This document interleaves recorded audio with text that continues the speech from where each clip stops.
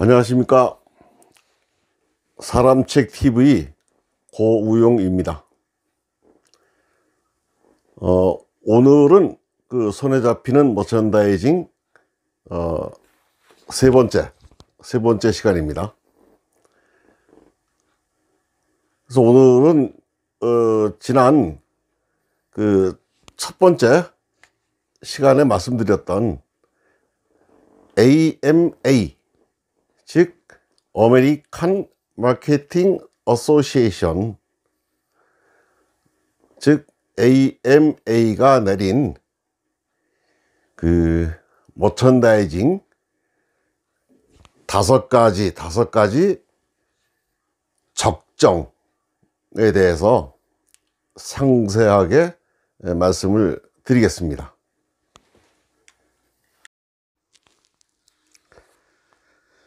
자, 그 머천다이징은 그 고객 가치 및 기업의 매출과 이익을 극대화하기 위해서 다섯 가지 적정을 관리하고 통제하는 일입니다. 다섯 가지 적정 항목을 개별적으로 관리하는 일도 중요하지만 종합적으로 관리 및 통제하는 일은 더 중요합니다.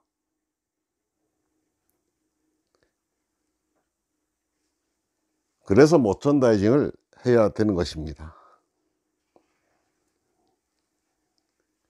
그래서 여기서 적정한 상품이란 뭐냐?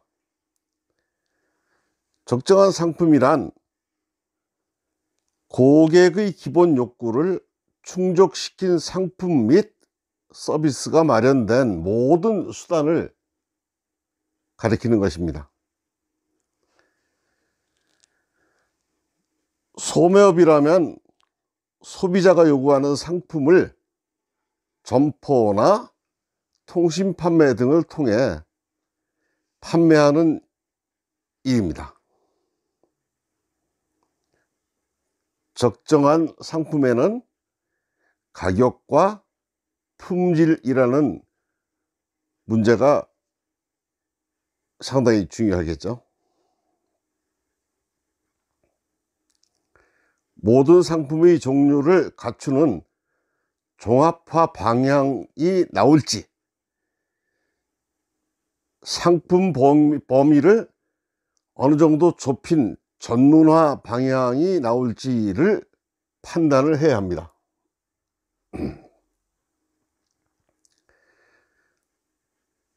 도매업에서 적정한 상품이란 소매업체가 요구하는 상품을 갖추는 상품 구색 기능을 말하는 것입니다. 즉, 무리하게 잘 모르는 상품을 장사 욕심만 가지고 했다가는 큰 낭패를 보게 되는 거죠. 그렇다고 너무 또 크게 벌리면 그렇고, 그래서 적정한 상품을 준비를 해서 적정하게 그 사업계획, 즉 머천다이징을 해야 한다는 얘기입니다. 그 다음에 그러면 적정한 장소는 또 뭐냐? 그 적정한 장소란 고객의 그 기본 욕구에 맞춘 장소를 말하는 것입니다. 소매업이라면 점포의 위치, 점내 레이아웃, 그 다음에 상품 군별 진열 구역 계획, 이 얘기는 상품에 따른 그 진열 계획을 얘기하는 거죠. 그 다음에 진열 면수 계획이 적정한 장소에 해당되는 것입니다. 진열 면수 계획이라고 하는 것은 상품에 따른 진열 공간을 이제 말하는 겁니다. 아무리 최고의 상품을 갖춰도 점포의 위치가 좋지 않거나 점내 레이아웃이 형편없으면 상품은 팔릴 수가 없겠죠. 즉 아무리 좋은 상품을 마을 저 뒷구석에다가 가게를 차려 놓으면은 그게 장사가 되기가 쉽지 않습니다. 자, 도매업에서 적정한 장소란 도매업체의 입지 전략이 아니라 소매업체가 원하는 장소로 상품을 배달하는 일을 말합니다. 즉 이 얘기는 도매업체가 무슨 길거리 대로변에 이렇게 사람 많이 왕래하는 곳에 있을 필요는 없죠. 적당한 교통이 좋은 위치에 처지해서 소매업체들이 요구하는 물품을 신속하고 정확하게 배송해 줄 수 있는 그런 장소가 적정한 장소가 된다는 얘기겠죠. 자, 우리가 이제 그림에서 잠깐 보면 머천다이징 사이클을 그려놨습니다. 그래서 매입과 재고와 판매가 이게 순환적으로 돌아가는 겁니다. 그래서 판매가 잘 될 상품을 매입하는 건 당연하죠. 이게 매입. 그 다음에 재고가 있으면 빨리 회전을 시켜야 되는 거죠. 그래야 순간이익이 발생을 해서 매출이 증대가 되고 이익이 증대가 되는 거겠죠. 여기서 이제 판매는 이제 여러 가지 뭐 고객 관리라든가 고객 서비스라든가 이런 부분에 대해서 아주 주의를 해야 됩니다. 그러다 보면 이제 판매를 하다 보면 또 어떤 상품을 어떻게 구색을 갖출 것인가를 이제 준비를 해서 또 매입을 하게 되고, 이게 이제 해서 매입과 재고와 판매가 이제 계속 돌아간다.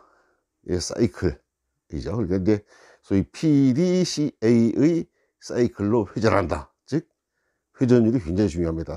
모든 사업에서는 회전율이 없으면 그거는 망하는 일이겠죠. 여기서 P는 plan, D는 do, C는 check, A는 act를 얘기합니다. 자, 이제 그러면 이제 우리가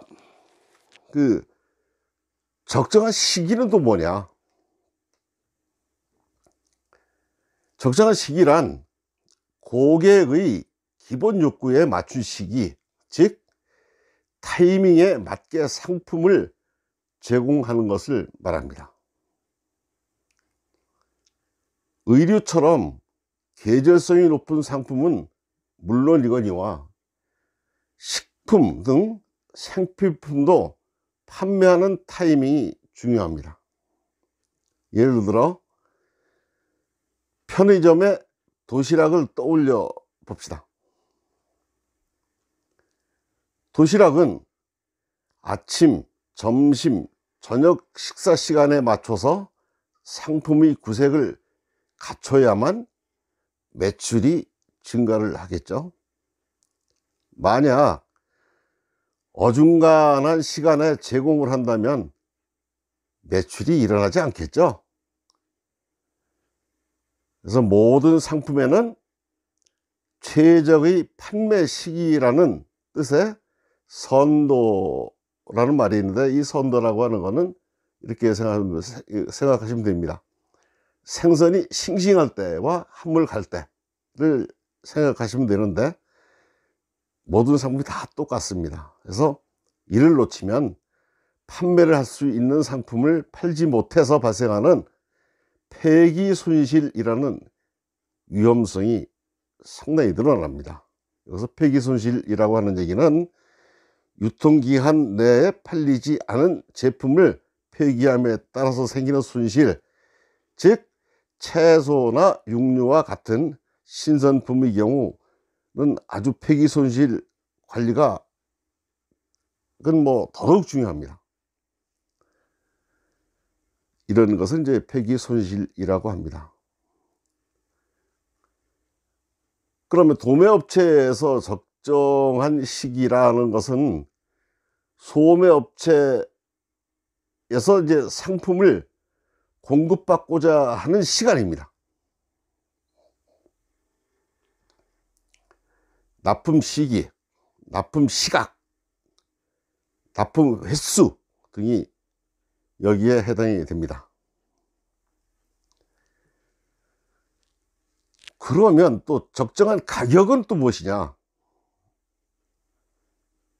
그 적정한 가격이라고 하는 것은 고객의 기본 욕구에 맞춘 가격으로 제공을 하는 일입니다. 영어로는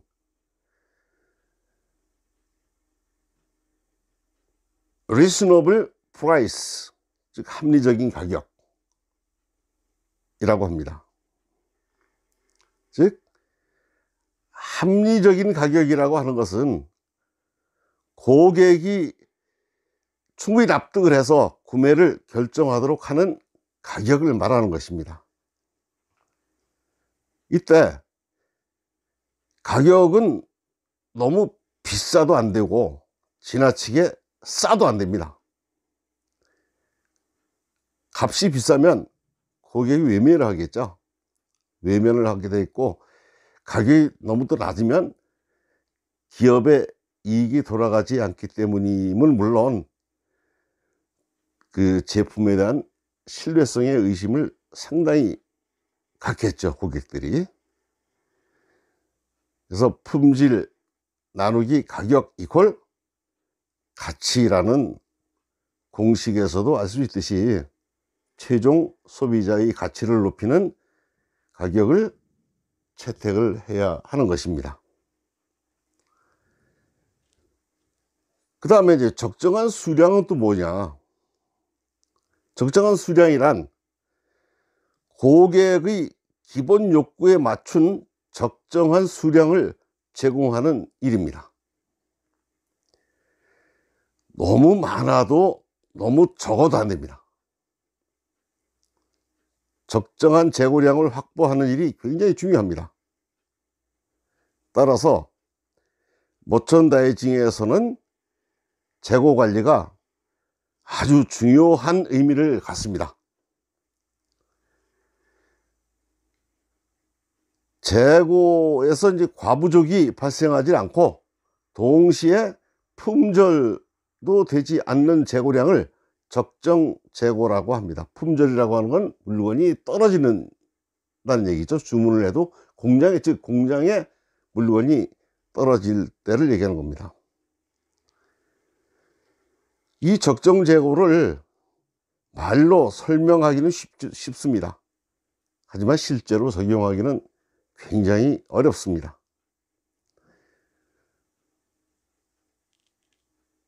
이것은 이제 매일 그 기록하는 매입 수량, 판매 수량, 재고 수량을 꼼꼼하게 관리해서 적정한 재고 수량인지를 반드시 확인을 해야 됩니다. 요즘에는 각 매장마다 보면 이제 POS 시스템, POS 시스템이 있죠. 판매 시점 체크, 그 이제 카운터에서 쓰는 거요. 그거로 해서 이제 분류를 많이 해가지고 거기에 필요한 상품이라든가 이런 거를 체크들을 하는데, 사실 분석을 해서 제대로 하는 곳은 그렇게 아직 많지는 않은 것 같습니다. 그래서 지금까지 말씀드린 이제 5가지 적정을 이제 그림으로 표시를 해놨습니다. 그래서 이제 적정한 상품, 적정한 장소, 적정한 시기, 적정한 가격, 적정한 수량, 이것이 이제 5가지 적정, AMA에서 말하는 5가지의 적정입니다. 근데 여기서 이제 적정한 상품에는 내가 이제 백화점으로 종합화할 것이냐, 아니면 내가 잘 아는 쪽만 이제 전문화 시킬 것이냐 하는 부분 하고, 이제 도매 업체에서는 소매 업체에서 원하는 상품을 잘 준비하는 기능이 되겠고, 그다음에 적정한 장소에서는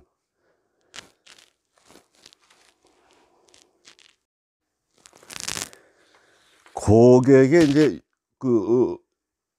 기본 욕구에 맞춘 장소가 어디냐, 소위 말해서 이제 뭐가 필요한 장소에 고객이 필요한 장소가 어디냐, 그 다음에 점포의 위치, 그 얘기죠. 그 다음에 점포를 어떻게 진열할 것이냐 하는 것이고, 이제 그 다음에 적정한 시기에서는 고객의 기본 욕구에 맞춘 타이밍이죠. 즉 선도라든가 납품 시기, 시각, 횟수 등을 얘기를 하겠죠. 그 다음에 이제 적정한 가격에서는 고객의 기본 욕구에 맞춘 가격, 즉 합리적인 가격이 되고, 그 다음에 적정한 수량에서는 고객의 기본 욕구에 맞춘 수량, 그 다음에 과잉 제거가 되지 않도록 적정 재고를 유지하는 것, 이것이 굉장히 중요합니다. 그래서 이거 하려면 부단한 노력이 필요로 합니다. 그냥 생각으로 할 수 있는 건 안 되고요. 하여튼 아까 말씀드린 포스 데이터라든가